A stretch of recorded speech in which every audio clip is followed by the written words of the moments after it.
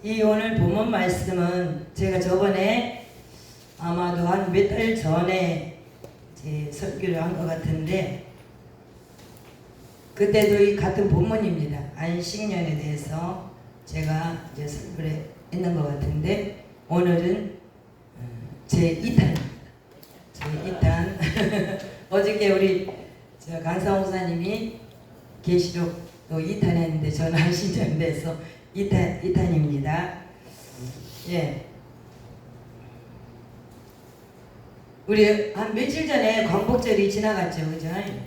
8월 15일 광복절이 지나갔는데, 이 광복절은 36년 동안 일본의 그 식민지 생활을 하다가 해방된 날을 기념하는 날입니다. 그래서 대한민국의 광복은 그런 하나님의 특별하신 은혜로 이루어진 걸 볼 수가 있습니다. 그 유관순 누나도 그분도 이제 예수님 믿는 사람이었더라고요. 그래서 그분이 얼마나 많은 기도를 해가지고 그렇게 우리나라의 그 식민지에서 해방하는 그런 기쁨을 누릴 수가 있었습니다.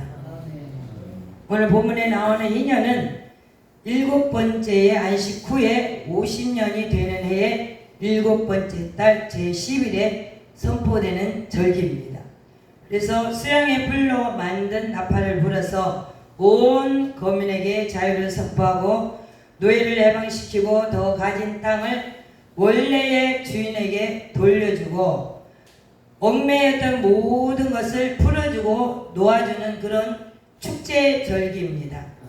그래서 우리 희년은 7번째의 안식 후 50년이 되는 해에 7번째 달 제10일에 선포되는 절기로서 수양의 불로 만든 나팔을 제사장들이 불어가지고 온 땅에 자유를 선포하고 노예를 해방시키고 더 가진 땅을 원래의 주인에게 돌려주고 얽매인 것들을 풀어주고 놓아주는 축제 절기라는 것입니다. 오늘 말씀을 보면서 참 우리 하나님은 너무나도 자상하시다라는 걸 제가 느꼈어요. 우리 인간이 죄에 매이고 또한 우리가 참 노예에 매이고 얼마나 얽매여서 삽니까? 물질에 매이고 얽매여서 사는 것들이 얼마나 더 고통스러운지를 모르겠습니다. 그런데 우리 하나님께서는 그 얽매여서 사는 우리 인생들에게 이 희년이라는 제도를 선포하셔가지고 이렇게 자유를 주게 하셨다라는 것입니다. 그래서 희년은 해방을 얻고 자유를 얻는 해방과 자유의 절기라는 것입니다.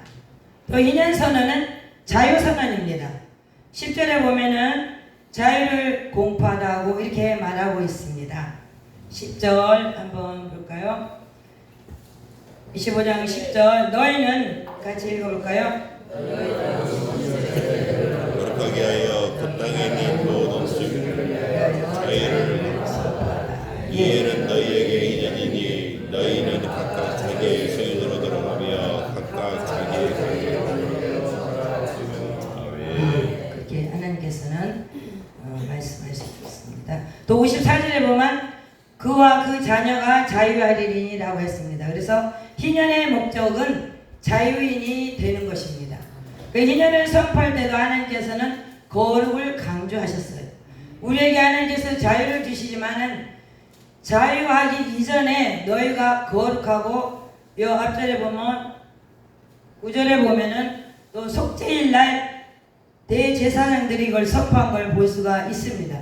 우리에게 하나님께서 자유를 주시지만은 지나친 자유는 또 방종이 될 수가 있으니까 하나님께서 속죄일 날 이거를 선포하셨던 것입니다. 대제사장들을 통해서 자유를 선포해가지고 우리에게 안식과 원상회복, 해방과 자유 이것을 선포했습니다. 그래서 자유는 아주 매우 중요한 희년 정신이라는 것입니다.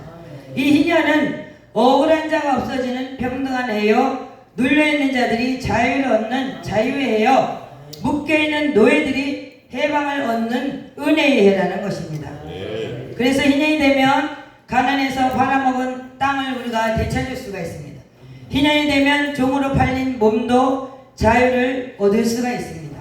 희년이 되면 나그네와 폭군으로 빚진 자가 되어도 종으로 부리지를 못했습니다. 희년이 되면 자식들과 함께 본래의 집으로 돌아가서 살게 되었습니다. 오늘은 희년 정신의 하나인 해방과 자유에 대해서 초점을 맞춰서 한번 생각해 보도록 하겠습니다. 첫 번째는 인간의 현실에 대해서 한번 생각해 보도록 합니다. 39절, 40절을 우리 다 같이 한번 읽어보도록 하겠습니다. 39절, 40절. 찾으셨으면 읽어보시면. 가난하게 되어 내게 몸이 팔리거든 너는 그를 적으로 부리지 말고 누구나 동거인으로 같이 되어 10년까지 너를 섬기게 하라. 아멘. 네. 내 동족이 빈민하게 돼서 내 몸이 팔리거든 너는 그를 종으로 부리지 말고 품꾼이나 우건한 자같이 너와 함께 있게 하여 희년까지 너를 섬기라고 그렇게 말씀하고 있습니다. 같은 동족 가운데서 몸이 팔리는 자가 있고 종로로 다는 자가 있다라는 것입니다. 우리가 살다 보면 너무나 가난해서 그렇죠. 몸이 팔리는 사람도 있고 종로로 다는 자들도 있다라는 것입니다. 같은 동족인데도 동족에게 몸이 팔려서 종로로 다는 자가 있다라는 것입니다. 왜 그들은 상속받은 땅과 집을 떠나서 타향에서 종살이를 해야 하고 품팔이를 했습니까? 제가 어렸을 때를 보니까 가난한 사람들은 이제 너미 집에 가가지고 들어가서 너미 부잣집에 들어가서 품팔이를 하고 자기가 그 일을 해주고 쌀을 한 가마씩 얻어가는 걸 제가 보았습니다. 역시 이스라엘도 그런 나라였던 것 같습니다. 그래서 그런 모든 것들은 가난 때문에 그런 것들이 왔다라는 것이죠. 그래서 우리가 살다 보면 가난해서 조상으로부터 물려받은 유산을 팔아 먹는 경우를 만날 수가 있다라는 것입니다. 땅을 팔아버렸으니 이제 그곳을 자기 땅을 떠나서 넘이 종살이를 할 수밖에 없다라는 것이죠. 그래서 유산으로 받은 땅과 집을 팔고 나면 남의 집에 가서 이제 사는 신세가 될 수밖에 없었습니다. 그래서 품팔이가 되고 종이 된다라는 것입니다. 인간은 누구든지 유산을 잃으면은 종노릇을 해야 된다라는 것입니다. 유산을 잃으면 종이 됩니다. 품팔이를 해야 됩니다. 서름도 당해야 됩니다. 자유를 잃고 유산을 잃고 종노릇 하는 것이 우리 인간의 실상이라는 것입니다. 자유를 잃은 종은 비참하고 불행스러운 것이 또한 인간의 모습이라는 것입니다. 우리의 바로 현실이라는 것입니다. 종은 살아있으나 죽은 자와 같다라는 것입니다. 그래서 너무나도 불행한 자입니다.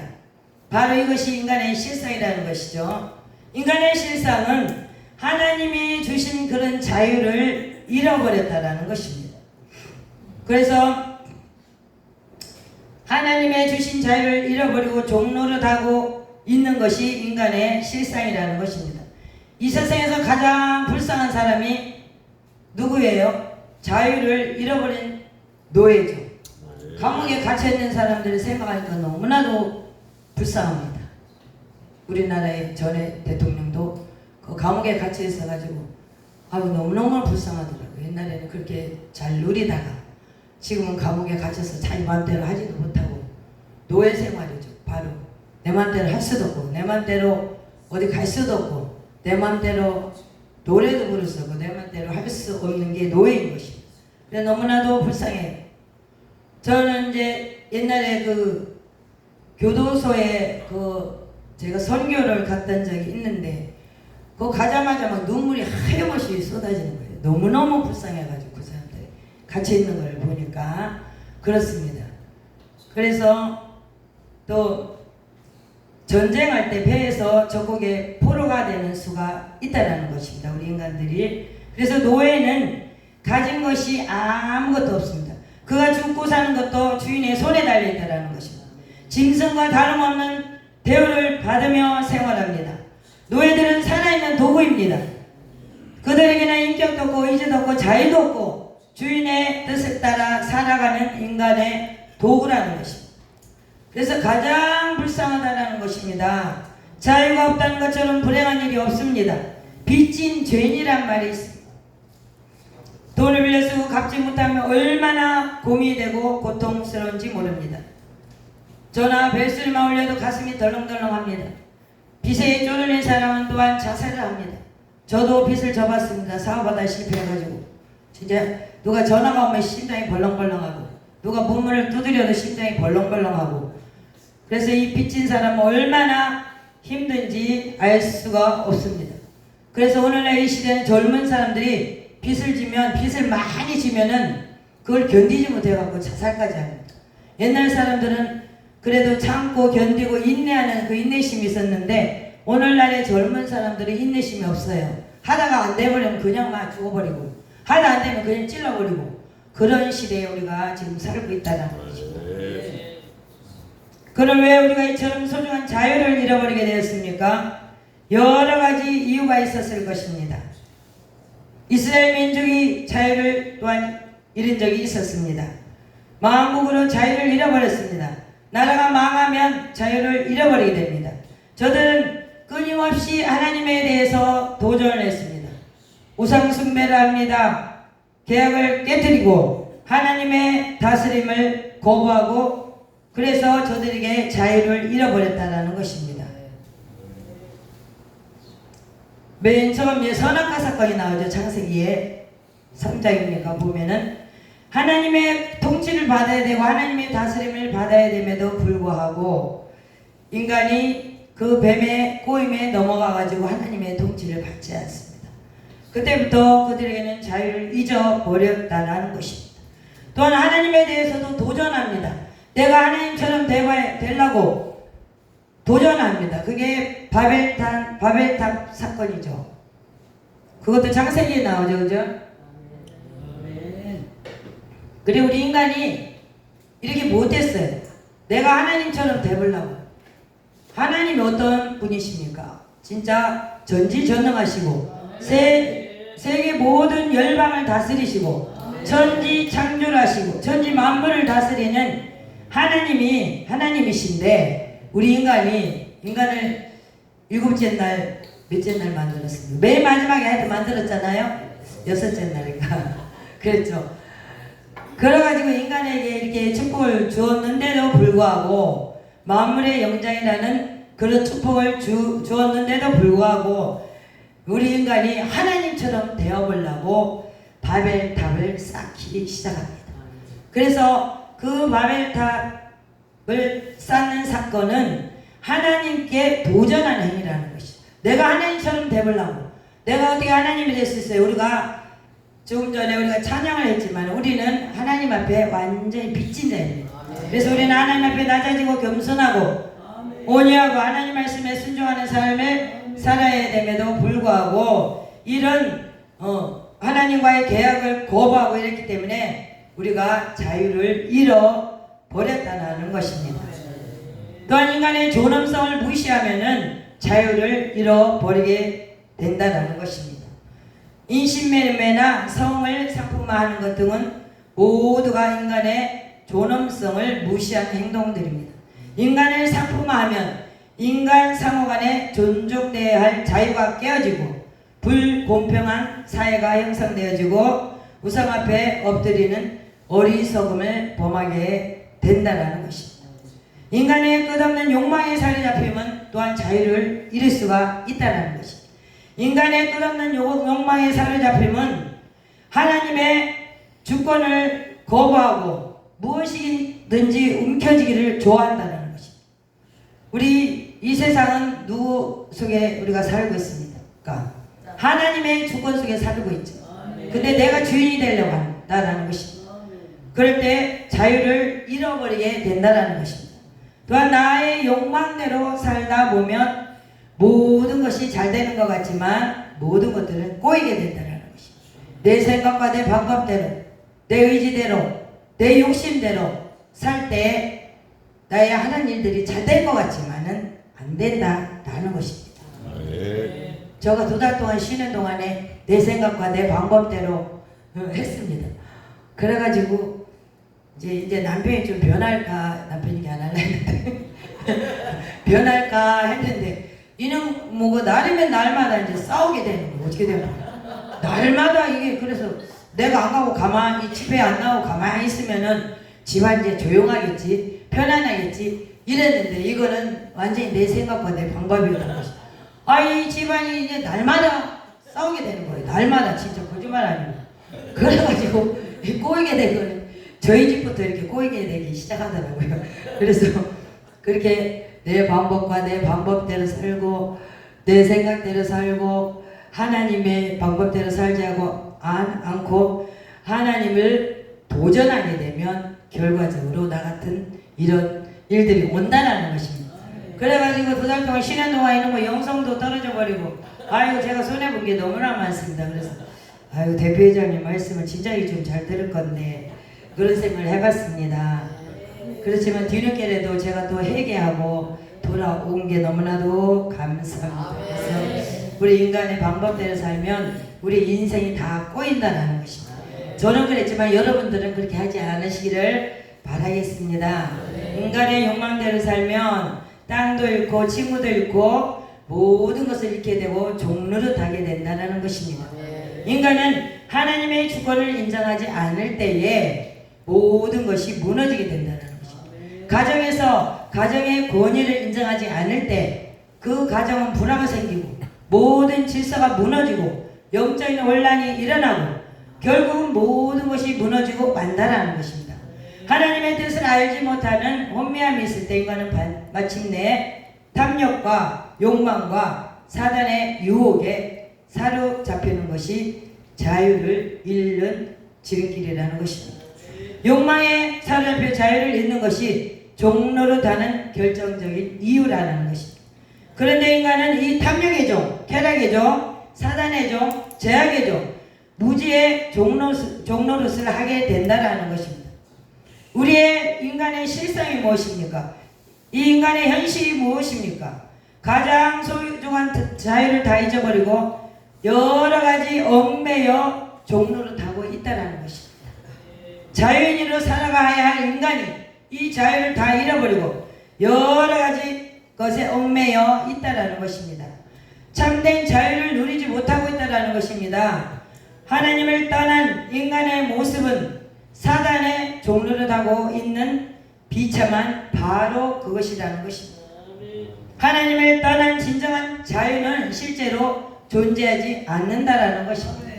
그러면 하나님의 뜻에 대해서 한번 생각해 보도록 하겠습니다. 아까 우리가 조금 전에 읽어봤지만 레위기 19장 39절에서 40절에 보면 내 동족이 비난하게 되어 내게 몸이 팔리거든 너는 그를 종으로 부리지 말고 품꾼이나 우거하는 자같이 너와 함께 있게 하여 희년까지 너를 섬기게 하라고 했습니다. 종으로 팔려온 자일지라도 종처럼 가혹하게 부리거나 억압하지 말고 품꾼이나 우거하는 자처럼 관대하고 후대하고 여유있게 베풀다가 희년이 되거든 그를 노아 자유인이 되게 하라는 말입니다. 희년이 되기 전에도 돈을 내고 속량하여 자유인이 되는 규례가 있었습니다마는 힘이 미치지 못하여서 희년이 될 때까지 속량하지 못하면 희년이 되어서 자유인이 되게 하라는 것입니다. 그런데 가까운 친족 가운데에 경제적인 힘이 없으면 몸값을 내고 자유할 수 있지만은 여유 있는 근종이 없어서 희년까지 종노릇하게 될 경우에도 희년이 되면 자유인이 되게 하라는 것입니다.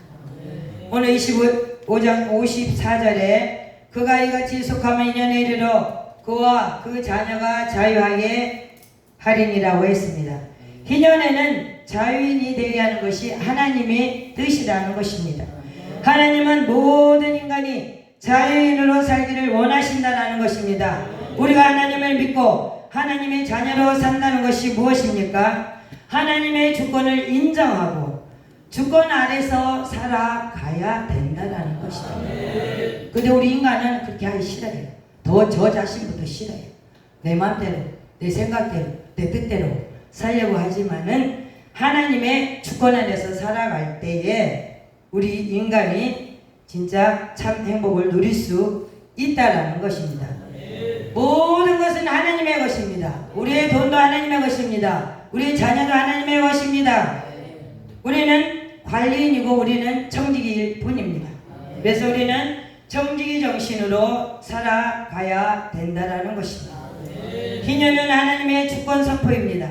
이 세상에 대한 하나님의 주권 선포는 어제나 오늘이나 옛날이나 지금이나 동일합니다. 이 땅의 모든 것은 하나님의 소유라는 것입니다. 이 돈도 하나님의 소유입니다. 하나님 것입니다. 내 것이 아닙니다. 우리의 몸도 하나님의 것입니다. 내 것이 아닙니다. 우리의 자녀도 하나님의 것입니다. 내 것 아닙니다. 그래서 모든 것들이 하나님의 소유고 하나님의 절대 주권 아래에 있다라는 것입니다. 한 개인을 향한 하나님의 주권도 있지만은 한 나라와 한 민족을 향한 하나님의 주권도 있다라는 것입니다. 이 나라의 민족도 하나님의 주권 속에 있다라는 것입니다. 오늘날 이 시대에 너무나 진짜 어렵고 어려운 상황 가운데 있습니다. 모든 것은 하나님의 주권 아래에 있다라는 것입니다. 우리는 하나님 앞에 겸손히 이 나라와 민족을 위해서 기도하는 방법밖에는 우리가 할 일이 아니라는 것입니다. 더 이상의 것은 해서는 안 됩니다. 더 이상의 것은 우리가 행동으로 옮겨서도 안 된다는 것입니다. 우리는 모든 건 하나님의 주권 아래 있기에 이 나라 이 민족도 흥하고 망하는 것도 하나님의 주권 아래 있기에 우리는 거기에 겸손히 그 뜻을 받아들이고 우리가 하나님 앞에 기도할 뿐이라는 것입니다. 내 생각을 먼저 앞세우고 내 행동을 먼저 앞세우면 안 된다는 것입니다. 그래서 우리는 하나님의 주권 안에서 평안을 누리고 자유를 누리며 자유인으로 살아가게 하셨다라는 것입니다. 하나님의 자녀나 하나님의 택한 나라가 하나님의 주권을 인정하고 하나님의 주권 아래에 있을 때에 하나님께서는 형통한 복을 우리에게 주신다라는 것입니다. 그래서 자유는 하나님이 허락한 가장 큰 축복이라는 것입니다. 은혜요 선물이라는 것입니다. 우리는 매일 주기도문에서 나라에 임하옵시오 라고 기도를 하고 있는데 나라에 임한다는 것은 하나님의 통치가 이루어진다라는 것입니다. 하나님이 다스리시고 하나님이 섭리하실 때에 하나님의 나라가 이루어진다라는 것입니다. 그래서 하나님의 나라는 하나님의 주권이 서는 세계를 말하고 있습니다. 세상 나라는 안 그렇죠. 그렇지만 하나님의 나라는 하나님의 주권에 서서 세계를 움직인다라는 것입니다. 하나님의 주권이 행사되는 곳에 진정한 자유가 있다라는 것입니다. 하나님의 나라는 자유가 있습니다. 진정한 자유로 살아가는 것이 하나님의 나라라는 것입니다. 희년에는 해방과 자유, 소망이 선포되고 실현되는 해인데 이 희년은 하나님의 나라의 그림자라는 것입니다.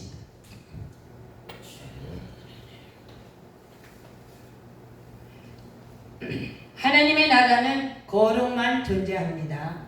아멘. 이런 모든 자유가 우리에게 주어졌지만 이 자유가 주어지기 전에 먼저 하나님께서는 오늘 본문 8절에 보니까 9절에 보니까 일곱째 달 열흘 날은 속죄일이니 너는 그 불 나팔을 소리내되 전국에서 불 나팔을 크게 불지며 그랬습니다. 또 10절에 보면 너희는 50년째 해를 거룩하게 하여 그 땅에 있는 모든 주민을 위하여 자유를 공포하라. 이 해는 너희에게 희년이니 너희는 각각 자기 손지로 돌아가라 그랬습니다. 하나님께서는 제사장들을 통해서 자유를 공포하게 하십니다. 자유를 공포하기 이전에 너희 몸과 마음을 깨끗하고 거룩하게